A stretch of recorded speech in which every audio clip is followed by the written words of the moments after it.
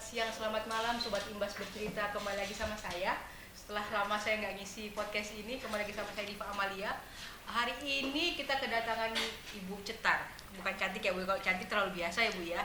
Ibu Cetar. Luar biasa ya. Jadi kita kenalan dulu sama Ibu Cetar sebelum kita bahas yang lainnya. Monggo Ibu silakan. Selamat pagi, selamat siang, selamat sore teman-teman semua. Hari ini ketemu dengan saya Niken Asiti Ariwardani. Keseharian saya sebagai pengajar di sekolah siap kerja program 2 tahun, dan biasanya saya juga mengisi sebagai trainer di perusahaan-perusahaan. Selain itu saya juga bersertifikasi BNSP untuk trainer dan juga sertifikat kompetensi dari BNSP juga. Sebelum kita masuk ke ada kata-kata yang BNSP itu sertifikasi apa aja Bu kalau boleh tahu? Kalau sertifikasi dari BNSP itu yang saya miliki itu ada 2. Yang selain untuk trainer ya, selain untuk trainer saya ada 2 di administrasi perkantoran dan di public relation. Oh, PR ya Bu Ya. ya, PR. Kebetulan guys, saya mau sedikit prolog. Saya belum kenal sama sekali, saya nggak tahu Ibu backgroundnya apa, cuma direkomendasi sama Pak Sem. Tapi kita ngobrol-ngobrol, kita pengen bahas tentang personality development. Kenapa? Karena di yayasan ini kan fokusnya di SDM Bu, sama vokasi. Jadi dan menariknya adalah soal, walaupun Ibu ada beberapa background belakangnya Bu ya, tapi saya tertarik dengan personality development. Personality development itu lebih ke apa sih Bu? Sebuah personality development itu sebuah proses pengembangan diri. Jadi bagaimana saya tahu apa sih yang saya punya, bagaimana saya tahu apa sih yang kurang dari saya, bagaimana saya tahu bagaimana saya mengembangkan apa yang saya punya dan meminimalkan apa yang kurang dari saya, sehingga nanti pada saat di dunia kerja itu kita siap, oh perusahaan saya itu seperti ini, apa yang harus saya lakukan biar saya bisa ngeblend ke perusahaan ini, ke tim ini ya. Jadi begitu seseorang tuh pasti yang kita kan pasti kadang tuh ya ditanya pada saat kita interview itu kan, kekurangannya apa sih? Bingung Kan? ya Bu ya? Pasti bingung gitu kan ya, apa ya kekurangan saya, padahal dari kekurangan itu bisa diminimalkan untuk menjadi sebuah kelebihan nantinya. Oh, kekurangan saya itu saya orangnya introvert kan. Nah, dari introvert itu bagaimana kita mengolahnya nantinya menjadi dia bisa masuk. Oh, saya bisa nih kerja di perusahaan ini.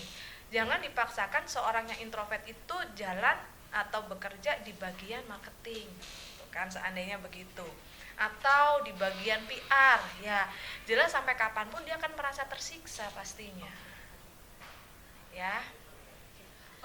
Tadi menarik mengenal diri, soalnya saya pernah baca ya Bu ya, kalau Indonesia tuh orang-orang mahasiswa atau pelajar Indonesia itu baru mengenal dirinya itu ketika sudah kuliah, atau bahkan setelah lulus kuliah. Sementara misalnya kita compare sama Jepang nih, karena podcast sebelumnya kita bahas Jepang ya Bu ya, kita compare sama Jepang, mereka tuh sudah diarahkan tuh sejak dini misalnya, kamu nih gini, harusnya gini gitu.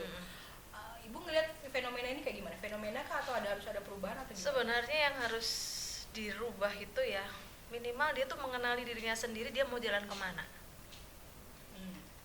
Oh, saya itu tipe orang, jadi karena apa sih anak-anak sekarang itu nggak bisa yang seperti zaman saya dulu, dimana kamu harus sekolah ekonomi ya, bapaknya dokter kamu harus jadi dokter, bapaknya insinyur kamu harus jadi insinyur, sekolah teknik begini. Anak sekarang nggak bisa.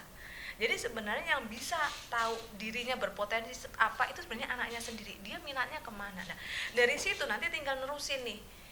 Oh, seandainya kekurangan saya adalah orang yang introvert, bagaimana ya caranya? Nah, itu nanti kita akan gali lagi. Banyak sih sebenarnya hal-hal yang bisa membuat orang yang introvert itu menjadi lebih terbuka dan menjadi orang yang ekstrovert, atau orang yang terlalu terbuka itu menjadi sedikit bisa menata dia berada di posisi mana gitu kan. Saya harus berhadapan dengan siapa, bagaimana saya harus harus mengontrol diri saya, mengontrol omongan saya seperti apa, itu bisa.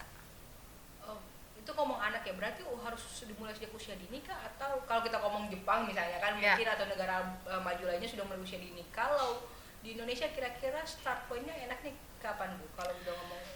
Kalau saya sih sebenarnya bisa dimulai sejak dini.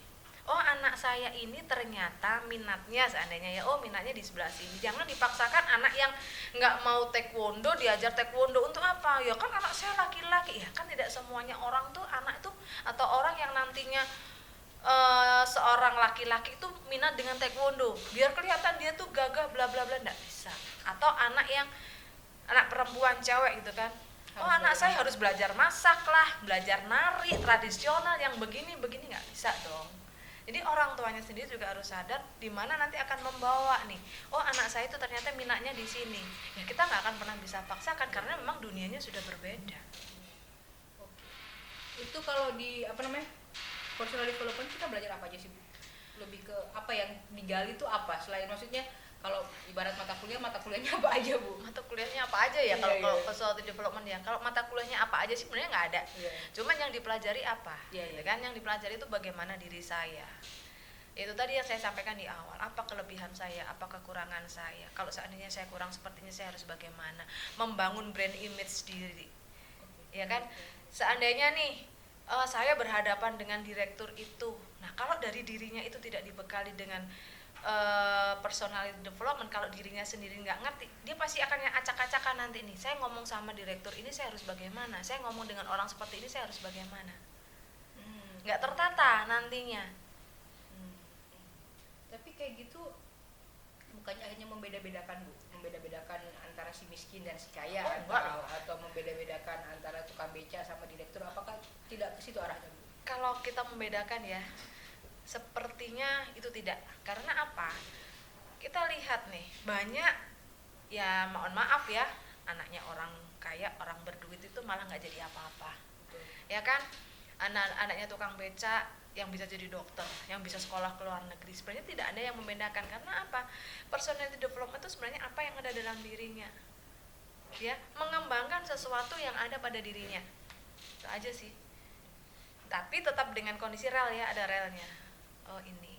Nanti di personality development itu akan diajarkan mata kuliahnya kira-kira kalau mata kuliah kayak apa ya? Kayak belajar di perusahaan subjeknya itu nanti selain ada brand image ya, brand image untuk dirinya, image saya tuh bagaimana? Mungkin ada nanti ketika kita postur tubuh kita ngobrol sama orang tuh bagaimana, terus dandanannya bagaimana, kalau cowok itu harus bagaimana, kalau cewek itu harus bagaimana, itu nanti yang akan ditata di situ. Ada kata-kata yang menarik, dandanan, how important? Penting dong. Kalau ada orang bilang jangan menilai sesuatu dari sampul, dan jangan menilai buku hanya dari sampulnya. Kita kadang bukan tertipu ya, terkecoh lah ya dengan kalimat itu. Karena apa? Buku itu kalau saya beli buku, saya nggak mau cuma lihat covernya, pasti akan saya kupas dulu kulitnya, saya baca sekilas.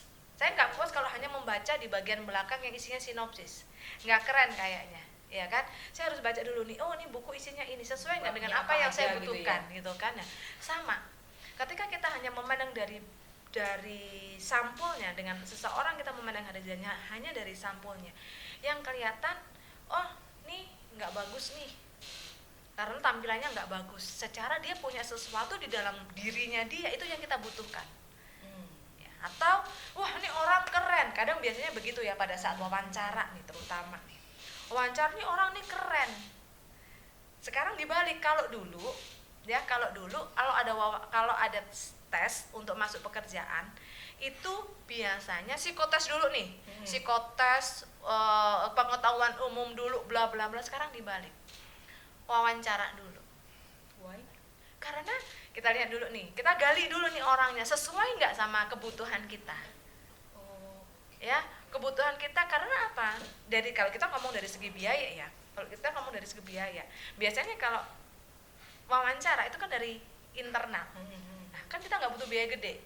Kalau kita udah masuk ke psikotes, kita pasti pakai lembaga. Itu kan butuh biaya. Nah, biasanya dihabiskan dulu. Kalau pesertanya memang langsung banyak, kita habiskan dulu nih, pakai wawancara dulu. Kita gali dulu sesuai nggak sih dengan kebutuhan kita. Oh, saya butuhnya untuk orang admin. Oh, oke deh, orangnya introvert. suka bekerja di belakang meja. Oh, orang suka dengan dunia admin. Yang satu nggak bisa, saya nggak bisa diem nih kalau bekerja. Ya udah, yang nggak bisa diem ke delete. Nah, setelah itu kita baru masuk ke yang namanya assessment test. Assessment test dulu nih, assessment dulu, sesuai nggak dia, harus sesuai apa enggak. Ketika sudah sesuai, dia baru masuk ke psikotes lagi. Psikotes lagi baru nanti ada wawancara yang kedua dengan end user. Praktis berarti. Iya. Jadi kalau saya bilang menilai sesuatu, menilai buku dari cover itu nggak bisa, karena apa yang ditampilkan di luar itu belum tentu mencerminkan apa yang dia lakukan, apa yang dia punya. Kadang ada anak yang pintar tuh cuman orangnya diem, nggak bisa ngapa-ngapain. Nggak bisa ngapa-ngapain tuh dalam artian kalau diajakin ngomong tuh kadang nggak tahu apa. Nah, itu kadang kita menilai udah deh nggak bisa nih gitu kan ya, kita tuh menilai cuma dari luar aja atau anaknya lebih anteng. Nah, secara memang dunia pekerjaan tuh yang seperti itu, yang ada yang harus keluar kantor, ada yang hanya di dalam, hanya cuma di administrasi dan lain sebagainya. Jadi kalau untuk menilai seseorang hanya dari luarnya saja, menurut saya udah nggak bisa saat ini. Untuk saat ini udah nggak bisa, bisa, udah nggak relevan berarti. Enggak. Menarik tadi Ibu juga ngomong branding image. Apakah berarti kan akan sulit Bu, karena kita akan ngomong person to person, satu orang brandingnya gimana, satu orang gimana. Kalau perusahaan kan mungkin bayangan saya Bu ya lebih luas dan lebih kompleks. Lebih kompleks mana Bu, perusahaan atau manusia kalau kira-kira? Kalau saya sih lebih kompleks manusia. Bu ya. Iya, manusia tuh berbagai macam ya. Saya dulu pernah punya teman satu ruangan tuh jumlahnya 40 orang. Dalam ruangan kecil jumlahnya 40 orang. Nih yang satu ke sono, yang satu ke sono, bosnya kayak begini, tim leadernya seperti ini. Kadang kita nggak ngerti nih, ini maksudnya kemana ya. Tapi nanti selama kelamaan, oh ternyata si orang ini nggak bisa nih kalau ngomong dengan tipe yang seperti ini. Oh yang orang ini mintanya langsung suruh jalan, dikasih apa itu namanya perintah. Ada yang cuman dikasih petunjuk aja dia langsung jalan, macam-macam kan. Jadi kompleks itu sebenarnya kompleks manusia, karena apa sih sebenarnya dalam perusahaan tujuannya cuma satu, profit, cuman itu aja. Iya, betul. Tapi kan kalau manusia tidak seperti itu ya. Manusia lebih ke arah mana berarti? Nggak semua orang, atau kalau kita ngomong manusia misalnya, nggak semua orang tujuannya adalah cari cuan misalnya. Orang mau bekerja tuh nggak semua orang ya.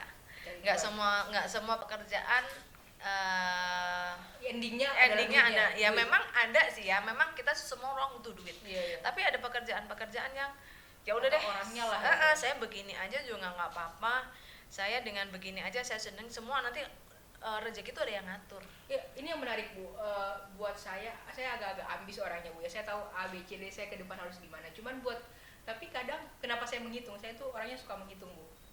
Karena saya berprinsip kalau sesuatu tidak dihitung pasti akan miss, apalagi nggak dihitung. Tapi ada orang yang ya udahlah jalanin aja dulu. Ini kuasanya Allah, nanti semesta akan berbaik hati ke kita gitu.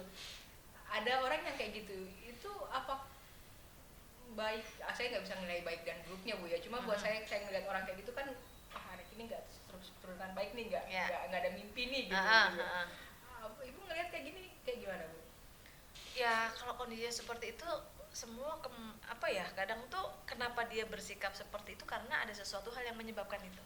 Kan mungkin karena ada background, mungkin karena dalam sebuah kondisi nih dia nih dari keluarga atau dari background yang memang tuntutannya tinggi nih di keluarga nih ya kan, tuntutan tinggi. Jadi dia berhitung nih, kalau seandainya 5 tahun ke depan saya harus mengapa gitu. Ya kan 10 tahun ke depan saya harus punya apa, atau saya harus bisa apa.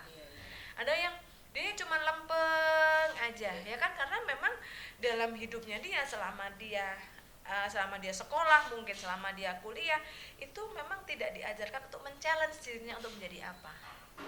Nggak ada challenge, pokoknya kuliah aku selesai sesuai dengan target, ya udah selesai. Ya kan? Nanti masalah kerjaan ya udah deh ngikut aja. Ibu ngelihat kalau hal-hal kayak misalnya ada dua perbedaan, saya tipe-tipe ambis sama orang yang nggak ambis misalnya, ini di dunia pekerjaan tetap bisa survive nggak? Kalau yang dengan kondisi seperti itu ya bisa, tapi dengan kondisi pekerjaan yang seperti apa. Kalau yang tadi tidak ada orangnya sudah nggak ambisius ya. Kalau dia bekerja di marketing dia jelas nggak bisa, ya nggak bisa.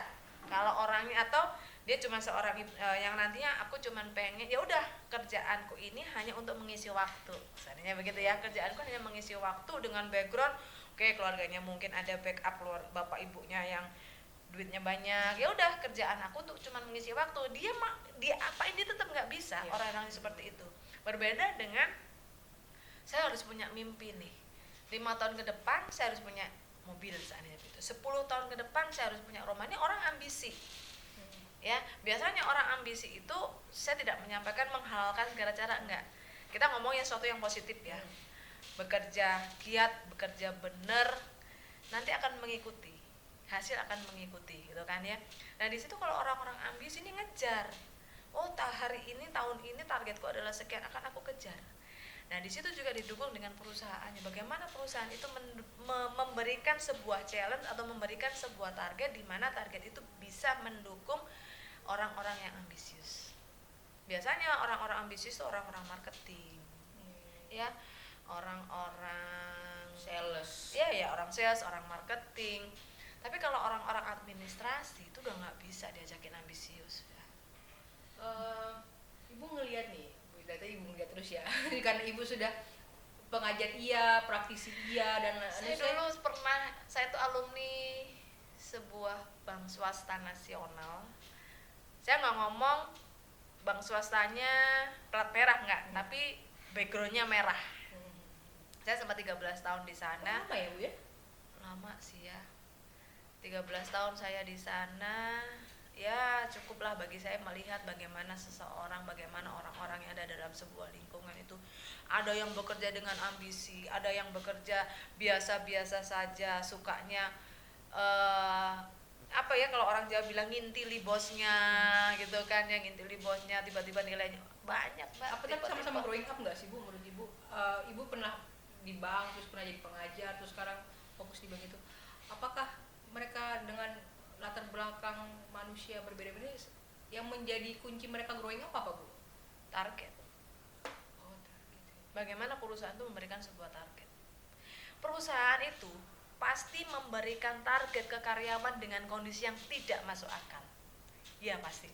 Untuk mendevelop Iya, jadi nggak mungkin lah ada target yang diberikan yang di depan mata udah dapet, nggak mungkin. Perusahaan itu pasti ngasih sesuatu yang nggak masuk akal bagi karyawannya. Ini gila, setiap kali ya kita muncul yang namanya target, teman-teman tuh pasti bilang ini perusahaan gila kali ya, target kayak begini, ini sudah bulan berapa, target berubah-berubah. Tapi nanti di saat giliran KPI pasti dapat. Karena apa? Kalau cuma dapetinnya cuma di angka 100%, ya kan, cuma di angka yang 100%, ya jelas perusahaannya cuma BEP mungkin ya, atau lebih berapa persen, keuntungan berapa persen. Tapi kalau kita dapatnya sampai di atas 200%, ya kan, ya jelas perusahaannya senang, kitanya juga senang. Nanti tahun depan lebih lagi 200% lagi, lebih lagi tahun depan 200%. Kenapa sih kita ngomong perusahaannya lama-lama gila ya, kita akan kerja di sini. Nah, kalau perusahaan kan begini, ini gerbong saya, kamu mau nggak ikut saya? Kalau mau ya ayo, enggak ya udah silakan keluar, berhenti di stasiun depan.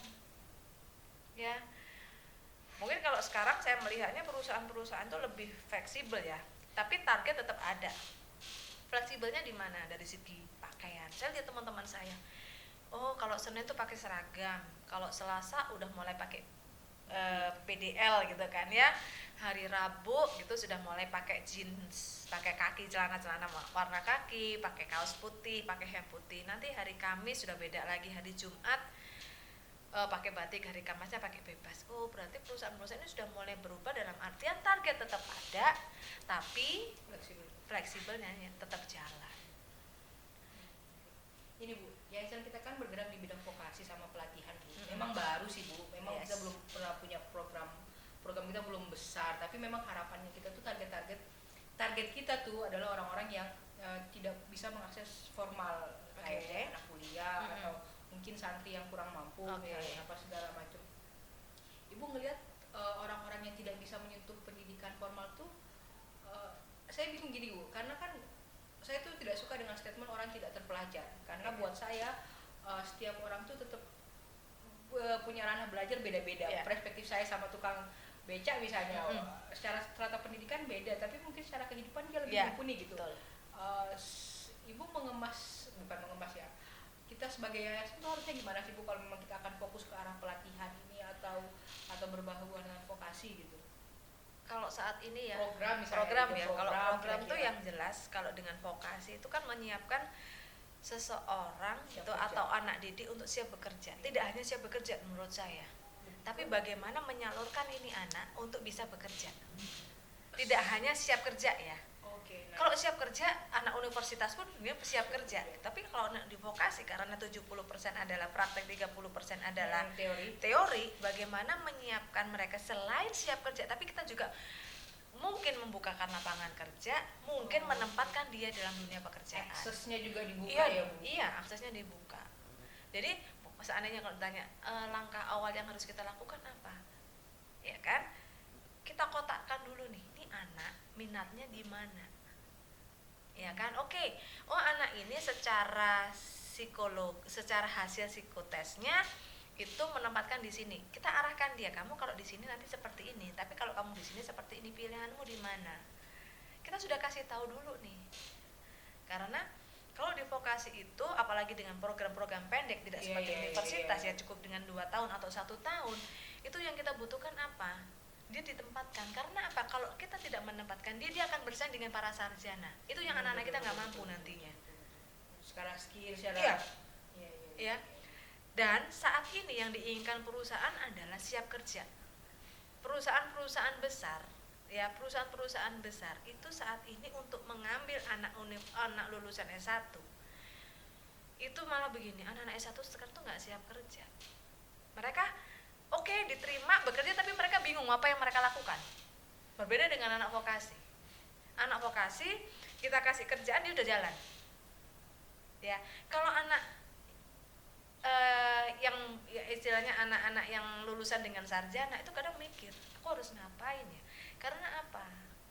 Dia tidak diajarkan untuk berpraktek di situ. Makanya sekarang ada yang namanya kampus merdeka, salah satunya itu ya. Teman-teman di balik layar ini Bu, yang tadi Ibu di balik layar itu adalah orang teman-teman juga dari merdeka. Dari Ya, yang diharapkan adalah ketika mereka nanti lulus, oh dunia pekerjaan itu mereka udah nggak kaget gitu loh. Oh, kehektikannya, deadline-nya ya segala hal yang menyangkut dengan dunia pekerjaan. Oke. Ternyata kita ngobrol sebentar ya udah 20 menitan tadi kata orang di balik layar tadi. Ya. Lumayan ya Bu ya. Padahal kalau masih cewek- banyak ya iya, gitu kan ya yang harus cewek dibahas, yang harus nantinya kayak kita ketemu lagi dalam Boleh. sebuah kondisi yang Jangan dalam bentuk podcast Bu, harapannya dalam bentuk pelatihan. oke. Amin. Amin Kita ya menulis Allah, podcast. amin. Amin. Closing statement Bu, atau kira-kira pesan buat kami dari yayasan atau pesan buat anak-anak muda di luar sana, karena memang target pasar kita, kalau kita ngomong target pasar, saya bilang tadi kan santri, anak-anak yang masih muda gitu, which is di bawah 30 sampai atau 35 ke bawah lah. Ada pesan? Gali potensi diri. Ya, gali potensi diri, tingkatkan skill. Kemampuan saya di sini, oke, tingkatkan skill di situ. Karena yang saya tahu anak-anak sekarang itu udah yang pada generasi mager ya. Generasi yang Silva ketawa di belakang. gitu kan ya, mager yang pindah tempat aja. Aduh, udah mager nih. Ya, gimana kita mau maju? Secara gitu kan ya, secara 5-10 tahun ke depan kita harus melejit ke depan. Bebannya di siapa? Di anak-anak muda yang saat ini udah usianya udah mau lulus SMA. Pundaknya kita akan menopangkan kaki kita pada mereka. Ya. Nah, kalau dari sekarang aja mereka nggak sadar bahwa aku tuh pengennya apa sih? Aku harus kemana? Dia aja nggak ngerti, orang tuanya juga bakalan bingung. Ntar di sekolah kedokteran minatnya nggak kedokteran, ya kan? Sekolah di teknik bukan orang nggak suka. Nah, maunya apa? Nah, ketika anak itu sudah tahu, saya kepengennya di sini, ya itu orang tuanya juga harus menyadari itu ya. Nggak boleh egois juga dong orang tuanya. Ketika anaknya kepengen seperti anak saya, pengennya sekolah pokoknya yang ada bahasa Jepangnya, ya udah bapaknya mau nggak mau ngalah gitu kan. Udah kita kasih tanggung jawab ke dia, sekolahnya mau nggak mau 4 tahun harus selesai, kita tinggal ngarahkan dia. Nggak bisa, ini pilihan kamu, beban dan tanggung jawab ada di kamu, tunjukkan dengan pilihan kamu mampu. Itu anak akan lebih terpacu daripada anak itu kita given. Dan untuk mencapai itu minimal si anak untuk generasi muda saat ini tahu potensi saya ada di mana. Dari potensi yang dimiliki tambah skillnya. ya, untuk menjadi orang-orang yang nantinya akan menjadi garda terdepan buat kita. Nice. Terima kasih Ibu. Panggilan tadi siapa, Bu? Siapa ya tadi ya? Panggilannya yang gaul aja, Bu. Aduh. Nama gaulnya siapa, Bu? Nama gaul saya siapa? Saya nggak punya nama gaul, Mbak. Dari Tapi tadi. dari tadi ini bener-bener yang telinga saya tuh agak gatal-gatal gimana ketika saya dipanggil ibu. Ya Allah, saya tua banget gitu iya, kan iya. ya. Kenapa manggilnya nggak kakak gitu kan, yang Tadi keren gitu gitu di kan. awal sih, Bu. Gak apa-apa Iya. kalau di awal. Nggak apa-apa Coba. deh, nggak apa-apa deh. Tapi thank you sudah mau datang, Ibu. Semoga jadi ilmu yang bermanfaat buat kita semua dan Semoga. mendengar podcast Imbas Bercerita. Jangan lupa di-follow di Oke. Imbas Kita Bercerita. Ibu Terima kalau ada IG kasih. nanti saya cantumin di bawah nih, Bu. Ya, terima kasih. Sampai ketemu lagi di lain kesempatan. Sukses untuk semuanya. Amin. Assalamualaikum warahmatullahi wabarakatuh. Waalaikumsalam. Terima kasih. Dadah.